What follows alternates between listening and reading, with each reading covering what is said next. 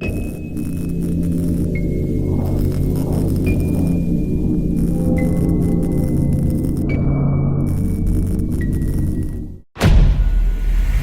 name is Ethan, and I work the night shift at a remote power substation hidden deep in the rain-soaked woods of Oregon. Most nights are quiet, just humming generators, cold coffee, and the kind of silence that makes you feel like you're the last person alive. But last night, at exactly 2047 a.m., that silence shattered. The console in front of me didn't just ring, it screamed. When I looked at the caller ID, I expected an emergency crew or a technician. Instead, the screen flickered with something impossible. Internal extension 000. My blood froze. Extension RO belonged to the sealed sub-basement, the one welded shut after a catastrophic flood in the late 90s. There wasn't even supposed to be power down there, let alone a working phone. I picked up the receiver. "This is Ethan. Who is this?" At first, all I heard was wind. Not normal wind, this was a violent, rushing gale, roaring in my ear, even though the room around me was still. Then came a familiar clicking sound. Click, click, click. It was the sound of a Zippo lighter flicking open. A nervous habit I was doing at that exact moment. But when I stopped, the sound continued, then echoed my silence. My chest tightened. "Who is this?" I demanded. A voice answered, deep, gargling, as though someone were speaking through a mouthful of murky water. "Ethan, do you remember the basement?" The room felt smaller, colder. The voice continued, dripping with rot and memory. "The water is rising again, Ethan. You didn't open the door that day. You were too afraid of the dark. You left me in the dark." My heart dropped, because in 2005, during a flash flood at our family farmhouse, my younger brother vanished. Everyone said he was swept into a drainage pipe, but I remembered the scratching on the cellar door. I remembered being too terrified to open it. "How do you know about my brother?" I whispered. The voice changed instantly. It became clearer, smoother, perfectly matching my own voice.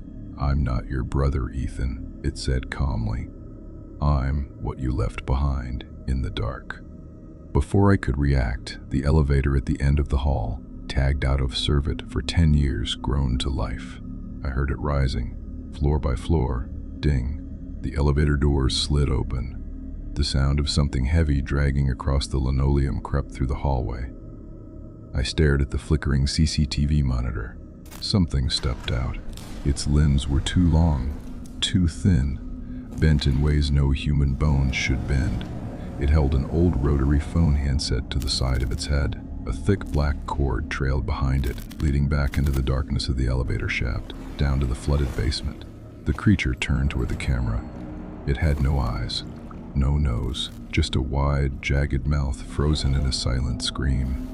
The voice in the phone synchronized perfectly with its shifting jaw. "I'm in the hallway, Ethan. Will you open the door this time, or should I use my key?" My stomach dropped as I looked at my desk. My office keys sitting next to my coffee seconds earlier were gone, and then I heard it, the metallic slide of a key entering the lock of my office door. The call was still active. The timer on the screen began counting backward from 0, but in negative seconds, as if time itself was being unwound. The doorknob began to turn slowly, deliberately. I backed away until I hit the wall, grabbing the only things I could, a pair of industrial shears and a steel letter opener.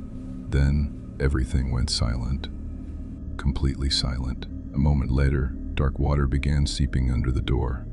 Thick, brackish water that smelled like rust, dead fish, and stagnant decay. It flooded the room unnaturally fast. The phone shrieked again. I snatched it up instinctively. "Can you feel the chill, Ethan?" the voice asked. "That's the feeling you left with me." "I'm sorry," I screamed. "I was a kid. I was terrified. Fear," the voice hissed, "is not an excuse." Then a cold breath brushed the back of my neck. I spun around. No one was there, but my office chair was dripping, soaked through with salt water. On my computer screen, old childhood photos opened one by one, photos I'd never seen before. Photos of me sleeping, and in every single one, my brother stood in the shadows behind me. The door began to corrode, not break decay.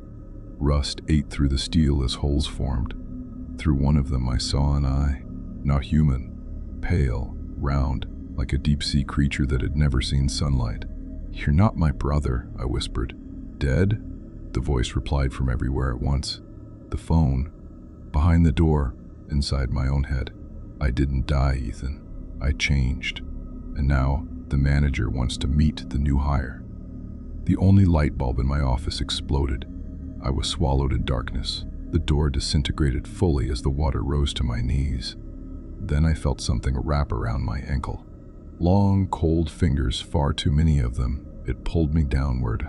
The floor turned soft beneath me, like sinking into thick, suffocating mud.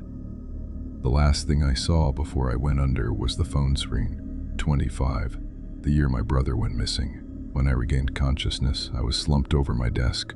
Morning sunlight filled the hallway. I was soaked with sweat.